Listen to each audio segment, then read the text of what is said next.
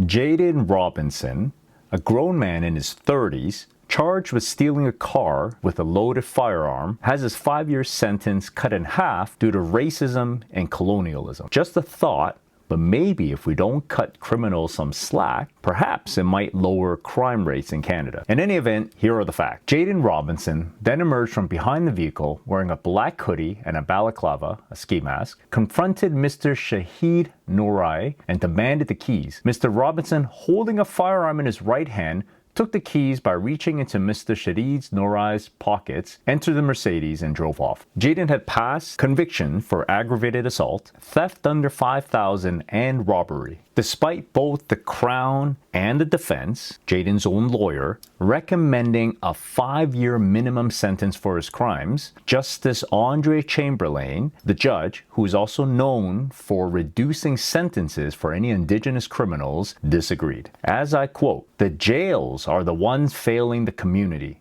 the inmates, and the justice system." So not the criminals, the jails is failing. Jaden didn't get medical or dental treatment behind bars for an ankle injury or a broken tooth he suffered during his arrest. I mean, in all fairness, the health system sucks for even non-criminals. Let's not forget, Canada is known for a lot of people unaliving while waiting in the ER room because there's not enough doctors.